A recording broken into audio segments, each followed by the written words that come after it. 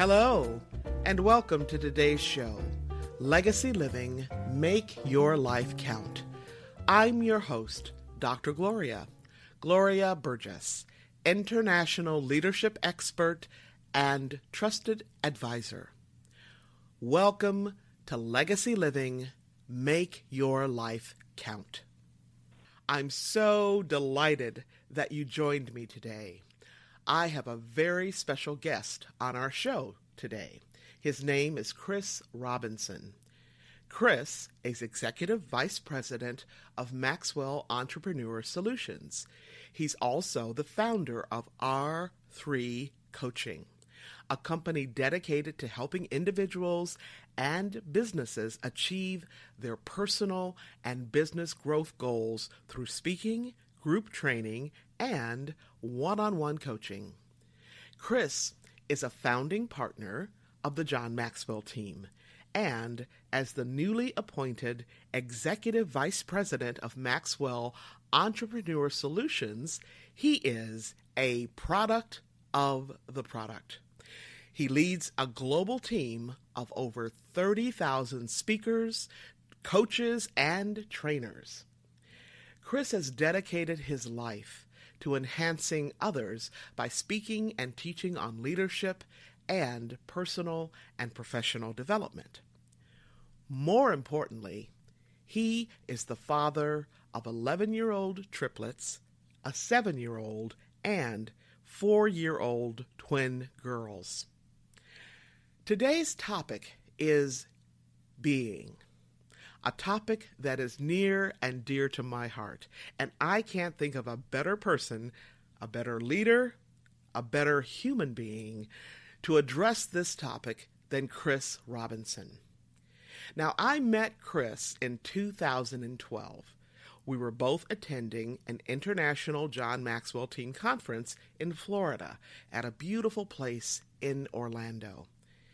And when I met him and heard him speak so passionately about his life, he was on fire. So I can't wait to host my friend, mentor, and colleague, Chris Robinson. Before I bring Chris in, I want to take just a moment, to connect the dots between today's topic on being and legacy living. Now, there are many, many ways that being connects to legacy living, which you'll hear more about later in the show. For now, let me say that legacy living is a way of being and a way of living in the world, so that we make the conscious choice to be the difference we want to see in the world. We make the conscious choice now, today, not in some distant future. We make that conscious choice day in and day out, 365, 24/7. All right, more about that later. Let me bring in my friend, mentor, and colleague, Chris Robinson. So Chris Robinson, I just want to welcome you today and thank you so much for being my guest. Thank you so much for having me. I'm delighted to be here with you today. Thank you. Thank you. So Chris, I know you have an amazing story, and I would love for you to tell our listeners, just a little bit about you, your background, and how did you get to where you are today? Oh, wow. Well, it's been a phenomenal journey, a personal growth journey for me to get where I am today. Today I serve as the Executive Vice President for the John Maxwell team, which is the largest speaker, coaching, training, certification program on the planet now, with the number one leadership guru in the world. And to think that I would be sitting here in the role of leading that organization today was really a long stretch of a vision. And I tell you what I'm doing today is because of personal growth and development. And, it was because of a dream and desire to simply help people. I started out, really diving into personal growth and development about 16 years ago when I was working for an organization as a salesperson. So here I was, a salesperson inside this organization going, how can I grow and become a manager inside this organization? Now, on paper, I knew that all things were equal, but I had to stand out. I could sell just as good as the next person, but how can I get myself to stand out? Well, I decided I was going to take some courses at a local church at that time, and they were offering a course by John Maxwell, the 21 Laws of Leadership, on VHS, so the big tube TV and a VHS, and I decided I was going to take that course, and I began to listen to John Maxwell. I began to apply the principles inside the workplace, and then I took every single course that they offered by John that year because this personal growth stuff was really working. And I decided to, I was implementing things inside the workplace. I was getting promoted on the job. The organization I was working with was growing really fast. And I just truly fell in love with personal growth and development. Well, a year later, they had decided to ask me if I wanted to facilitate those courses by John Maxwell. Now, this was a big step, Gloria. This was a big step. They said, Chris, and so I asked them, I said, well, what does this consist of? I've taken all the classes, but what do I need to do? They said, well, Chris, when you come inside the classroom, press play on the VHS, and when you're done, turn off the lights. Now, I didn't think it was that big of a job, but pressing play is the stepping stones to me standing here in front of you today. So I would go back inside those classrooms. I would press play. I would turn out the lights. I would fill out the workbook. And I was hearing those teachings again for the second time, and I was applying them at a higher level in my life. So what it allowed for me to learn was to stay away from the most dangerous words on this planet. The most dangerous words on this planet are, I've heard that before. Now, I would go back in and people would say, hey, I've heard that before. Those are the most dangerous words in the world. And so when you catch yourself asking, or saying those phrases, I've heard that before, you need to shift that to a question and ask yourself, how well do I do that? Because if it keeps coming back up and you keep hearing it again and again, you've got to measure how well do I do that? And is there room for improvement? Really needs to be the question. But I was going back inside that classroom. I was pressing play. I was turning out the lights. I was applying the workplace. I continued to get promoted on the job. And then, I had the opportunity to attend my very first conference. Mm-hmm. Now, I know most of the listeners are probably conference junkies and the personal growth junkies. And you all remember your first conference that you went to. Mm-hmm. My first conference that I actually paid to go to was T.D. Jakes' very first Mega Fest. Wow. So this was in Atlanta, Georgia. I lived in St. Louis, and I went down to the Atlanta Dome, and this place was filled with people, thousands of people. And, there was a life-altering moment. That entire weekend, I watched the stage of speakers. I went to breakout sessions, but there was a breakout session that changed me forever. There was a vendor booth that was happening inside the vendor hall, and there was a speaker showcase. Now, for those that are listening, a speaker showcase is really like a fashion show for speakers. You get 3 to 5 minutes to come out and give your very best. You're on the stage, you're off the stage. And, these people were well-dressed. They were well-spoken. But then at the end of it, they said the magic words, Gloria. They said, these people get paid to speak. I said, oh, my.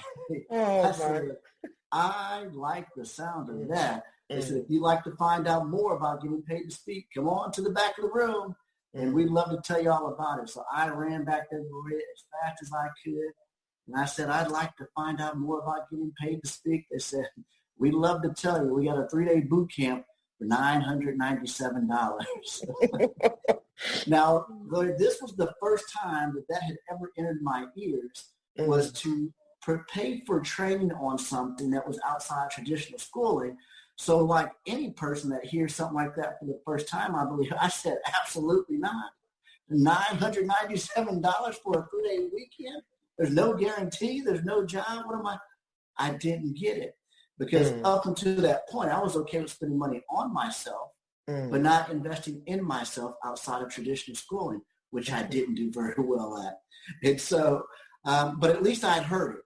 And then now I had this vision of, hey, you can actually get paid to speak. So I began to go back and take my job a little bit more seriously in the 10% of what I got to do.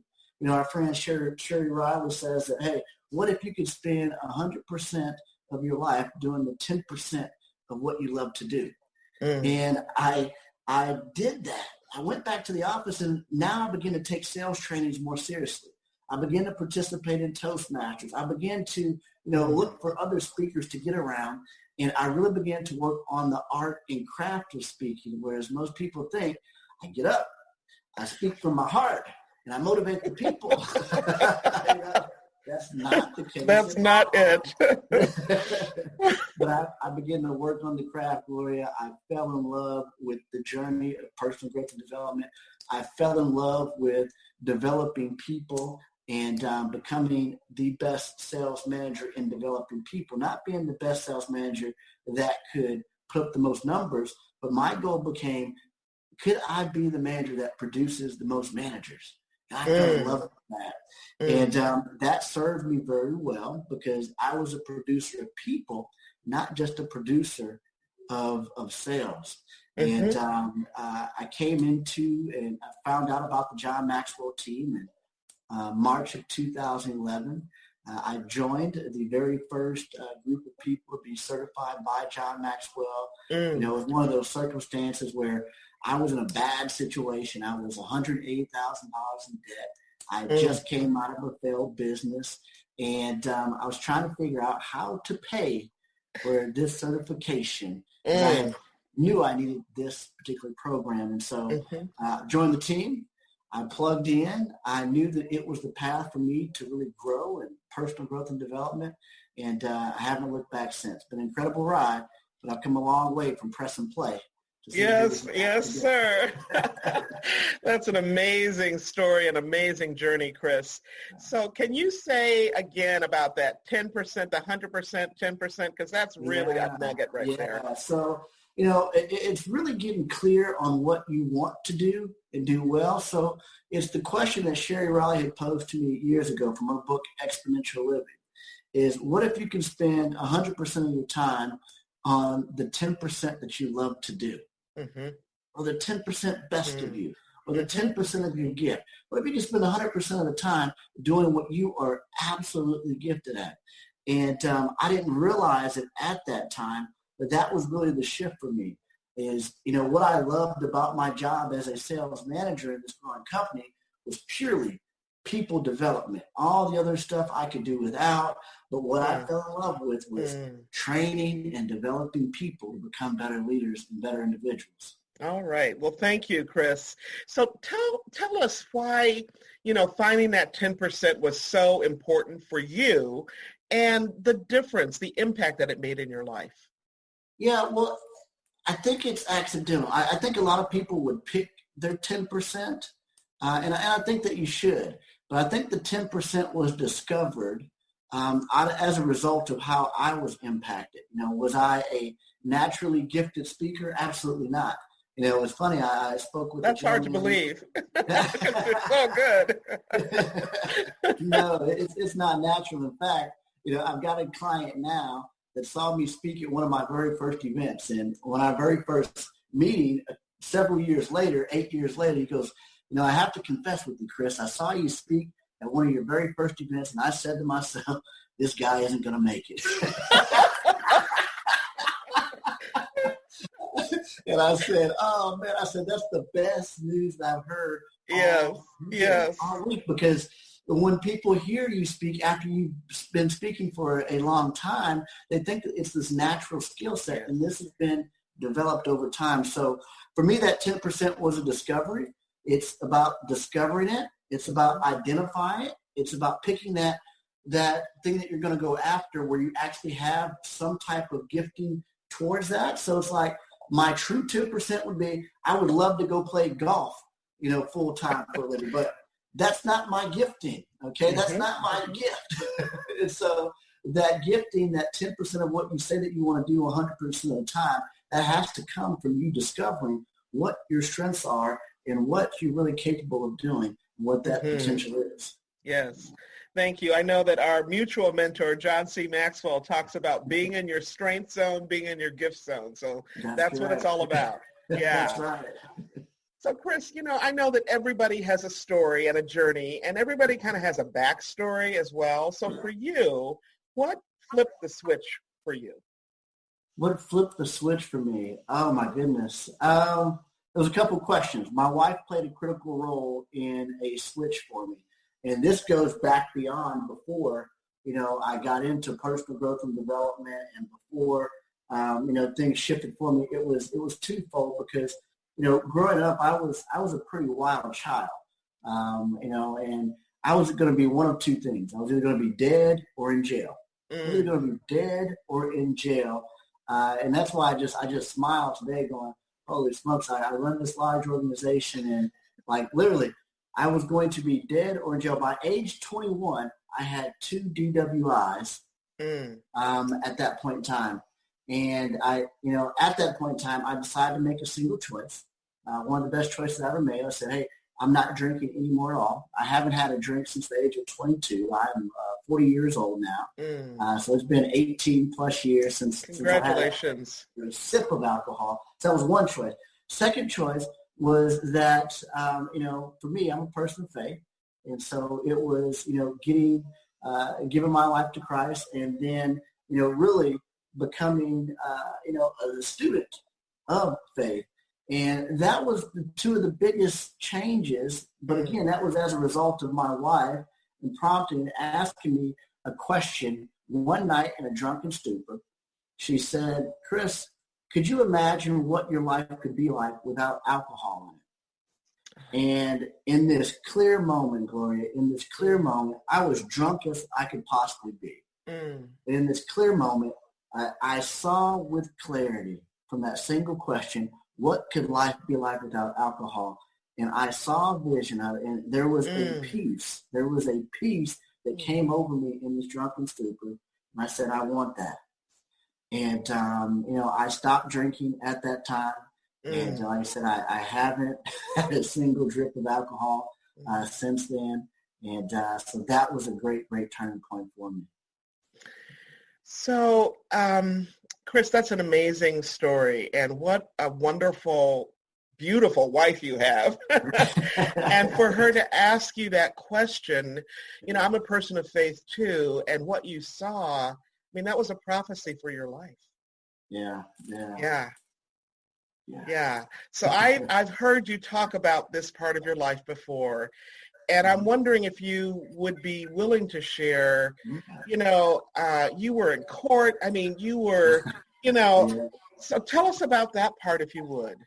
Yeah. It was another, a judge there was very critical. And this is probably one of the best full circle stories that I've experienced. And, I remember going in, it was Judge Pelican at St. Charles County Court. And Judge Pelican was, he was a tough judge. And, at that time, I was a licensed stockbroker at the age of 19. And, so I had this potential. I had this capacity. And this judge saw this capacity.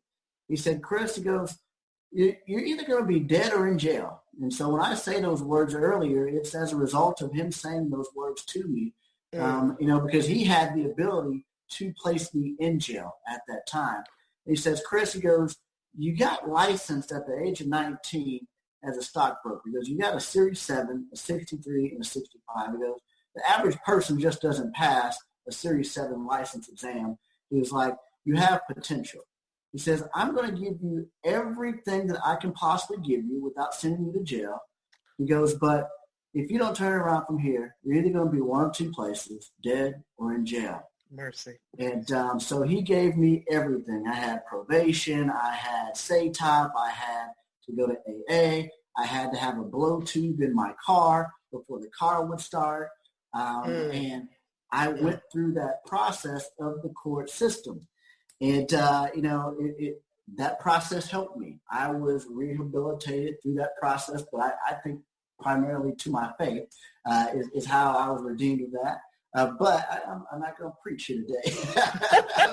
Hey, you can preach for me. But that part was definitely a part of the process. And it was so great because I remember I believe it was 2014 or 15, I was speaking at an event in the same city of Judge Pelican, and I sat down at the table. I'm the keynote speaker for this event, probably 300 people in the room, and I sit down, and it is Judge Pelican sitting next to me. Now, at that moment, Gloria, I am dripping in sweat because I'm like, I know him, but he doesn't know me. And I'm going back and forth of, do I say anything? Do I not say anything? And I turn to him and I say, Judge Pelican, you probably don't remember me because you've seen, thousands of people in the court. But I want you to know that my life was changed because of the chance that you gave me. And today, I'm your keynote speaker. And I mean, the smile on his face, the conversation, the dialogue that he had, and the people that have been impacted because of the choices that he's made. I just can't explain it. It's been incredible. It's incredible what I get to do on a daily basis. Yes.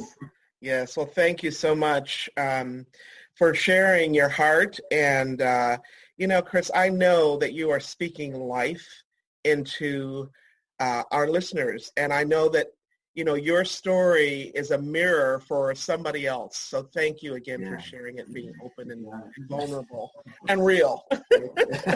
Yeah. So you mentioned a word when you talked about your, what flipped the switch for you. And the word was process.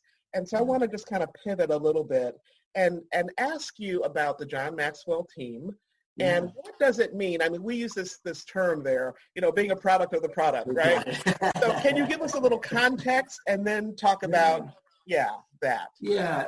When we're talking about a phrase being the product of a product, it's one thing to sell something. It's another thing to actually be something. One of the privileges that I've had, in this industry is I've had a chance to meet a lot of big name speakers, a lot of big writers and authors. And, what I've come to find out is, I meet some of these people and I've read their great books and I meet them in person. And then I realize that I love their books. There is a difference in the person than what they write, and they're not a product of the product. So when we talk about being a product of the product of John Maxwell team, it's about living what we're teaching. And so why I'm so transparent on every single call is because I don't want there to be this perceived gap of, oh, this is Chris Robinson. He's the long title, whatever it is. And, Chris it's getting longer, It gets longer and longer, right? Chris is a human that was in pursuit of a dream. Yeah. And my dream looks just like everyone else's that's out there. It's no different. It's a 3-part story, just like yours, just like mine. It's dream, struggle, success. But the difference is that the people that can hold on to the struggle long enough reach the success. And so when we talk about being a part of the product and, enjoying that journey, it's understanding that I'm going to live what I teach and never teach what I don't live, and then I'm going to understand that there's time in order for me to become who it is that I want to become. And I'm going to do everything I can along the way to make sure that things line up with that. All right. Thank you. And I love, you talked about the dream, struggle, and success. And a lot of people want success first. Right. That's correct. Right. So thank you for that. So what are some of the other ways, Chris, that you have found to serve others? And why are these ways that you serve so important to you? Yeah, when you say other ways to serve others, I really think there's one way, to serve people, and it's getting to know people and find out how I can help them as an individual, okay? Not just as a leadership coach, but as a human. How can I help you? And so when I work with companies and organizations and I go in to work with a manager, we're going to talk about the business, the leadership stuff, but we're going to talk about the personal stuff as well too, because I don't believe that there's a line of, hey, I'm just here to help you with your leadership. If I can help you personally, it's going to help you professionally. If I help you professionally, it's going to help you personally. And so there's a whole being in place. And so when we're looking to serve others, it's about serving beyond the scope of what we think that we can best serve them with. And so whether that's me helping a coaching client get a new house, a new car, patch up their relationship, help them get sober. Yes, I'm there as a leadership person, but I want to add value beyond what I'm paid to add value for them to do. Mm-hmm. Okay. Absolutely. So can you unpack this just a little bit more? You talked about, you can sell something. You could probably sell anything. I'm just saying. I have sold everything, Gloria. I have sold everything. Oh, my. But you also talked about, not just selling something, but being something. And I understand, I understand that because that's my world as well. But can you just kind of unpack that a little bit in terms of what it means for you? And again, for our listeners who are all over the world, they may not really fully understand what you're talking about. Yeah. So when I talk about, living into, being more or being what it is that you're selling, you hear the phrase, fake it till you make it, okay? Now, I don't believe in that phrase, fake it till you make it. Mm-hmm. Like, look, it's okay to not be it during the process. But as long as you're in pursuit of it, that's not faking it. Yes. All right? But when we say, when we try to behave a certain way, model a certain way that we're not, there's a gap and people can pick that up. And so I never want to give off the impression that I'm someone that I'm not because, it's happened to me where I've seen that mismatch of, hey, the book says that you're this, but then when I meet you, it says that you're this. I never want there to be a gap. So it's living into what it is that you're saying that you do. So it's about becoming the person. So when I look in the mirror and I say that, how do I become Chris Robinson? How do I become Chris Robinson? Because the Chris Robinson I am today isn't the Chris Robinson I was 10 years ago. Yeah. I had to become Chris Robinson today. So as you're looking forward at what you want to be, do, and have, you've got to say, hey, what do I need to do to become the person worthy of the person that gets to be, do, and have those things? Yeah. I get to run the largest leadership training company on the planet because I became that person. But I wasn't that person 5 years ago. I wasn't that person 10 years ago. I had to become who I am today, and I now have to become Chris Robinson at age 50 that I'm not now. So it's being in pursuit of knowing Chris Robinson hasn't arrived yet. Chris Robinson has yet to be built. Yes. And so what I'm hearing you say is that it's always an act of becoming. It's like you don't just get to be Chris Robinson and stop. That's right. Right? That's right. Because there's more ahead. I know Paul Martin talks about, here the journey from here to there. And I've used that phrase forever as well. And people think that, once you arrive to there, that's it. Like I'm done, right? And if you ever think you're done, you're in trouble. Yeah, you are. Right? You are. And when I look at today, a lot of people would think that, hey, I've reached a pinnacle, because I get to lead this organization. But with every fiber in my body, this is my stepping stone. Yes. This is not my pinnacle. And I'm just getting started. I'm just learning. I'm just growing. And I'm not Chris Robinson yet. Yes, absolutely. Gotcha. Okay. Thank you. So I know we've been on a few trips together with the John Maxwell team. And one that really just, sticks with me is the trip to Paraguay. And I'm wondering if you could talk a little bit about, your trips to serve and what those trips have meant to you, Chris. Yeah, those trips have been incredible in so many different ways. It's it's just so humbling because on these trips, for those that are listening, we do these what we call transformational trips. And these are trips where we're invited into the country by the president of that country, and we're asked to come in and train at the highest level for the president's cabinet all the way down to school children. We train tens of thousands of people in a period of time in order for them to go out and train people over a period of time so that they can transform the values inside the country. And, they're humbling because the fact that I'm able to step into an opportunity to be able to be a part of something that big. It's here I am trying to help a company, and then I get invited to go help a country. There's a stretching that happens there and you don't go back the same, and No. now it's like, oh my, this company is little, and I was just trying to help a country grow. But one of the most humbling moments was, each time, we've been in several presidential palaces, and I remember standing in, I think it was Guatemala, the first time we entered the presidential palace, and I'm just looking around, going, how in the world did I end up here? Here's a guy that should have been dead, should have been in jail, and I'm standing in a president's palace. And the word says that, your gifts will bring you before a great man.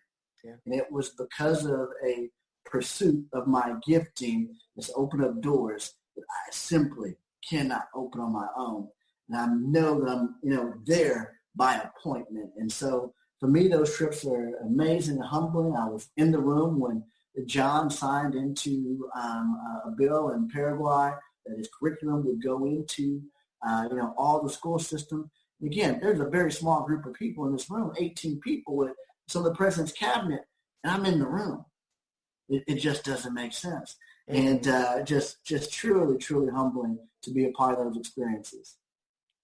Yes, thank you. So I'm just thinking about the trajectory of, that first conference from T.D. Jakes, right, to John Maxwell, to the presidential palace in Paraguay. I mean, that's pretty amazing. And to your point, you're not at the pinnacle yet. Okay, so there's more, right? There's more of that mountain for you. More.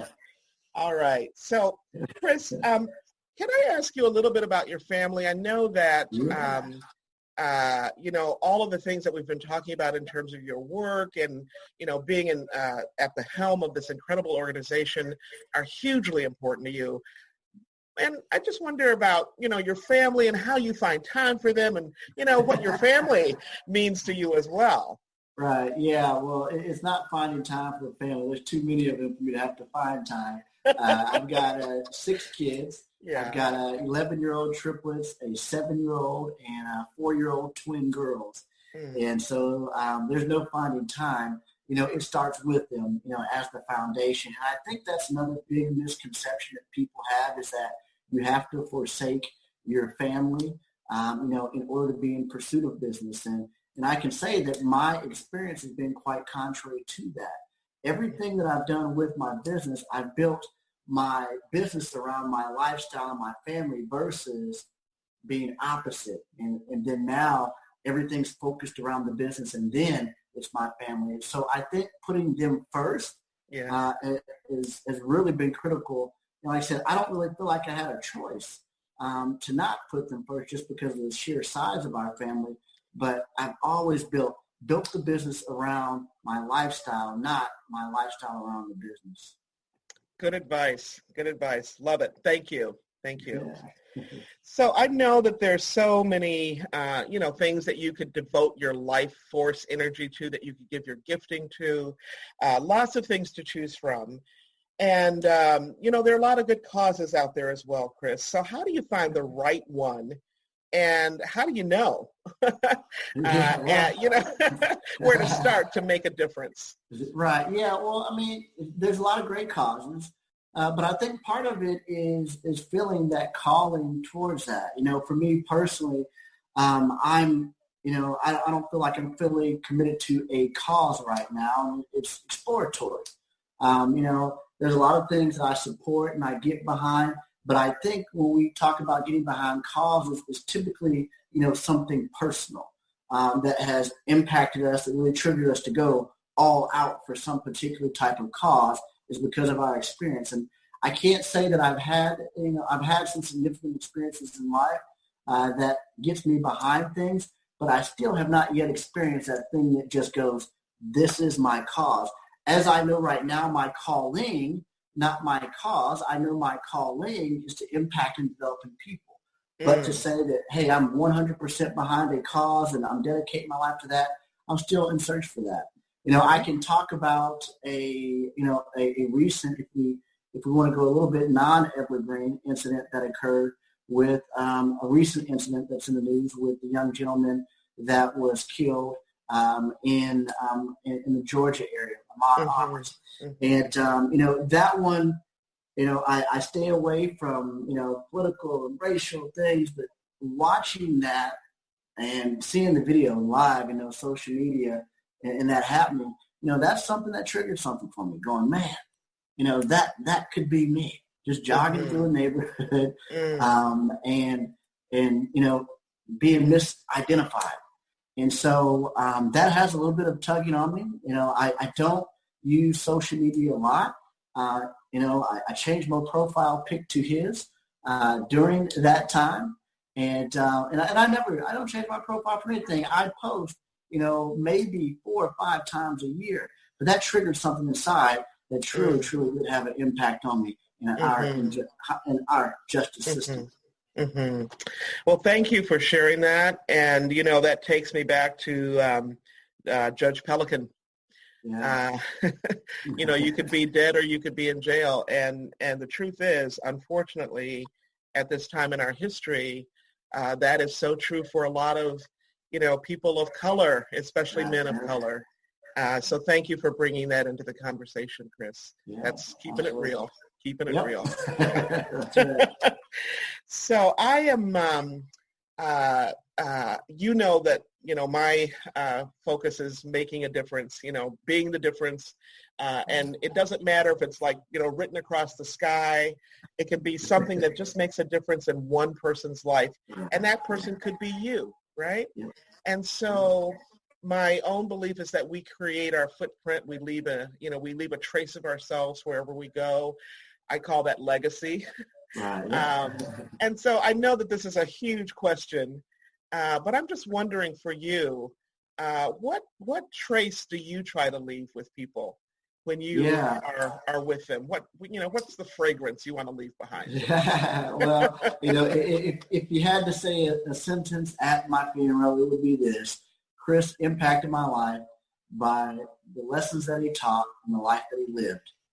So again, going back to being a product of the product, I want people to know or to be able to say, hey, that Chris taught this, but he also lived this. He wasn't just a speaker of this, but he was a model of this. And so for me, that's what I want to leave behind with people is, hey, look, he is the product of the product, and he's a doer of what he teaches. Nothing could be more significant to me. All right. Thank you. You walk your talk. You live your talk. So, Chris, are you working on anything right now, major project that you can talk about that you'd like to share with our listeners? That's correct, that I can talk about. And currently right now, nothing that I can talk about at this moment. But more importantly, it's the growing and development of the John Maxwell team. Is so important to me, and my number one focus, is I want to continue to create a space to help people grow and develop in speaking, coaching, and training. And so right now, I've got a ton of stuff in the works with John Maxwell team as we continue to grow and develop the tools and resources available for all of our members involved. Excellent. Thank you so much. And Chris, I know that we didn't plan to talk about this particular element, but I know you can talk about it easily. So could you just tell our listeners, I talk about the John Maxwell team on this podcast, but I would love to hear from your words, what it means to you. What, put a face on those 30,000 people. What does that mean? For me, what it meant was it provided a community of like-minded people that were going in the direction I wanted to go. Being a part of the John Maxwell team, we certify speakers, coaches, and trainers, and we truly help people with personal growth and development. And when I got engaged inside the community, I found my people. These were people that wanted to learn. These were people that wanted to grow. These were people that didn't think it was crazy to get paid to speak. They believed that they could too. And it provided me the tools, the resources, and the people that allowed for me to grow to who I am today. So I'm here today as a result of you, your example, your impact. I'm here today as a result of so many other team members that I was able to meet with, connect with, and grow, outside of my home. Because a lot of people sitting at home right now, their circle of influence is really faltering them from getting where they want to go. You may not have a supportive spouse. You may not have a supportive family. So what's that mean? You got to get around people that are going to encourage you, build you, and believe in your dream. And for me, that was the John Maxwell team. So you guys are looking for a community? Hey, we're here for you. All right. All right. Well, thanks so much, Chris. And so I just want to thank you again for being my guest. This has been amazing. I'm just humbled and so grateful, really, to have met you. I remember our first meeting down in West Palm Beach. I was at your table. I was in the room. And just to see where you have taken your dream and your struggles and now your success and your significance in adding value to people over and over and over again. We have, 150 some countries, 60 some countries. Yeah. I don't want to exaggerate because there are only 200 countries in the world. Yeah, that's correct. Yeah. So any final thoughts or, pearls of wisdom you'd like to share with our listeners? Yeah, for all those that are listening, look, I know your current circumstances may line up with where you desire to be right now, but I want to encourage you that, with the right knowledge, with doing something with that knowledge, with coaching and mentoring, you can be, do, and have what you want. And so if I can do it, average old me, anybody can do it. So I want to encourage you, get in pursuit of your dream, your passion, your calling. All right. Hallelujah. Thank you so much, Chris. Thank you. Thank you. So inspiring. Thank you again, Chris. This is just solid gold. Clearly, Chris Robinson is a leader's leader. He makes a difference in his own life and in the lives of so many others, in his own family and throughout the world in his work as the Executive Vice President of Maxwell Entrepreneurial Solutions.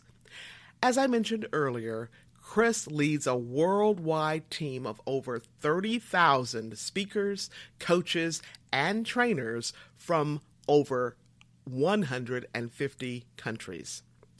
To learn more about Chris's work with the John Maxwell Enterprise, you can go to this website. It's thejohnmaxwellteam.com. I'm going to repeat that. The website is thejohnmaxwellteam.com. You can also sign up for A Minute with Maxwell to receive daily coaching videos with John Maxwell himself. And you can sign up for those videos on the website that I just gave you. How cool is that? If you're just joining us, I'm Dr. Gloria, and this is Legacy Living, Make Your Life Count. We just heard from my very special guest, Chris Robinson, Executive Vice President of the Maxwell Entrepreneurial Solutions. If you want to make your life count, if you want to be the change that you seek, be sure to listen to this show again and again, and be sure to tell somebody. Now, you can find me right here on iTunes, Alexa, SoundCloud, Spreaker.com, Talk Network Radio, and so many other places. So be sure to tune in again next week. Now, before I close today's show, I just want to give a shout out to all the women, men, and our young people all around the world, because you know what? We are the ones. We are the ones we have been waiting for. What do I mean by that? What I mean is, don't wait for someone else to step up and make things happen. Because guess what? They might not step up. In fact, they might not even know you're there waiting for them to do something for you. But you can be the one. In fact, can I just tell you something? You are the one. You are the one who can make a difference in your own life so that you can make a difference in the lives of others.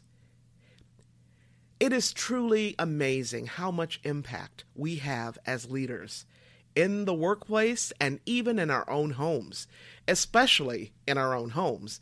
That's where it all begins, doesn't it?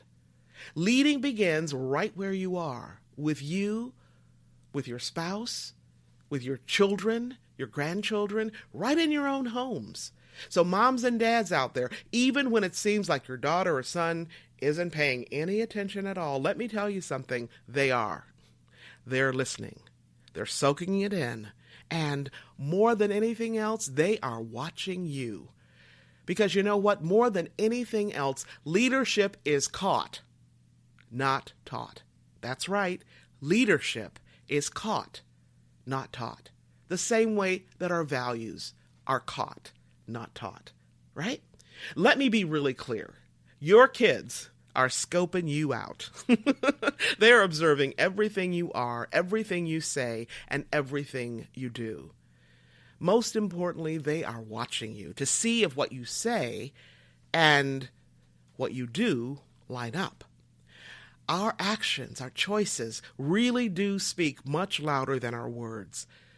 A good friend of mine who's a former CEO always says, as a parent or as a leader in the workplace, in any context, your walk has got to talk louder than your talk talks. Yeah, let me repeat that. Your walk has got to talk louder than your talk talks. That's what we mean by being. Now, why is that? Because that's how we build the bridge called trust.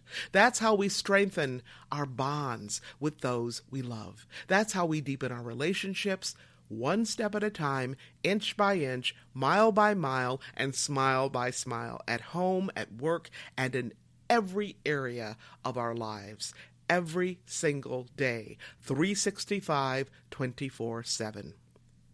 So how is your walk lining up with your talk? You know what? It's never too late to get your walk and your talk lined up, to get your act together, so to speak, so you can take it on the road and make the difference in someone's life that only you can make. Remember this, how you live. How you live is how you lead. How you live is how you be, and it's how you do everything. Now, if you happen to miss any part of this week's show, or last week's, you can simply download the recording and listen to it at your convenience. You can even listen to it on the go. Check me out at www.talknetworkradio.com. That's www.talknetworkradio.com/legacyliving.html. You can also find me and learn more about my work and legacy living, Make Your Life Count, by visiting the Gloria Burgess website. And that's Gloria, B as in boy, URGESS.com, or by visiting me on LinkedIn or on Facebook.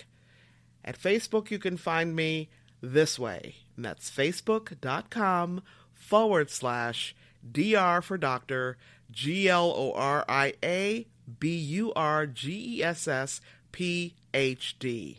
That's a mouthful. It's facebook.com/Dr. Gloria Burgess, PhD. Now, before I close today, I want to thank each of you for tuning in to today's show, for allowing me to share a bit about my journey with what legacy living is all about.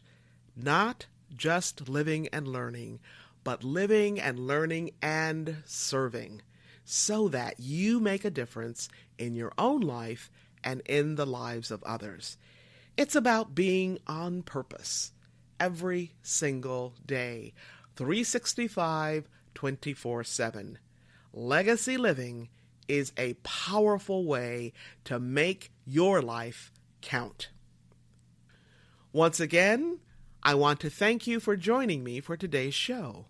I'm your host, Dr. Gloria Burgess, and this is Legacy Living, Make Your Life Count. Please join me again next time right here on Talk Network Radio for another show of Legacy Living, Make Your Life Count. Don't just count the days in your life, Make the days in your life count. That's what legacy living is all about. Have a fantastic day, and remember, make the days in your life count. God bless you.